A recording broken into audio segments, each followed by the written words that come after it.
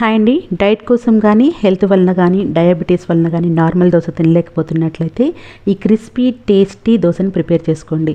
ఒక బౌల్ తోటి మినపగుళ్ళను తీసుకొని 2 స్పూన్ల పచ్చిశనగపప్పుని యాడ్ చేసి ఒక బౌల్లోకి నానబెట్టేసుకోండి. ఇంకొక బౌల్లో 1.5 బ్రౌన్ రైస్ని, తర్వాత హాఫ్ బౌలు జొన్న రవ్వను తీసుకుంటున్నాను. మీకు నచ్చితే మొత్తం 2 బౌల్స్ బ్రౌన్ రైస్ యూస్ చేసుకోవచ్చు, 2 బౌల్స్ జొన్న రవ్వనైనా యూస్ చేసుకోవచ్చు, లేదా కొర్రలు యూస్ చేసుకోవచ్చు. వీటిల్లో ఏదైనా సరే ఉపయోగించుకోండి.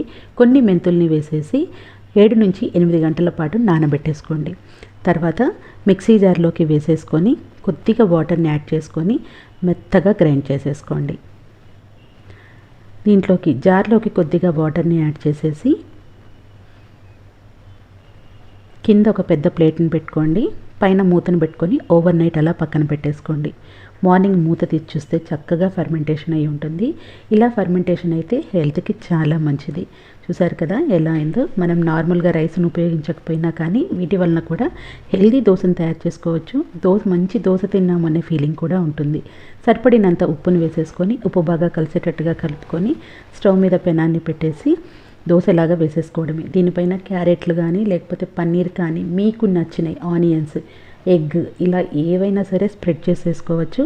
నార్మల్ దోశలాగా వేసేసుకొని నెయ్యి, నూనె, బటరు దేంతోనైనా సరే 2 వైపులా మంచి గోల్డెన్ కలర్ వచ్చే వరకు కాల్చేసుకున్నారు అని అంటే టేస్టీ క్రిస్పీ హెల్దీ దోశ మీకు తయారైపోతుంది. దీనిలోకి చట్నీలైనా సరే కొత్తిమీర చట్నీ, టమాటా చట్నీ, పల్లీ చట్నీ, కొబ్బరి చట్నీ, కారపొడి, నెయ్యి ఇలా ఏదైనా కానీ పర్ఫెక్ట్గా ఉంటుంది. మీరు దోశ తినలేకపోతున్నామనే ఫీలింగ్ కూడా ఉండదు. టేస్టీగా తినేసేయచ్చు. తప్పనిసరిగా ఈ రెసిపీని ఫాలో అవ్వండి, ప్రిపేర్ చేసేసుకోండి. Thank you for watching.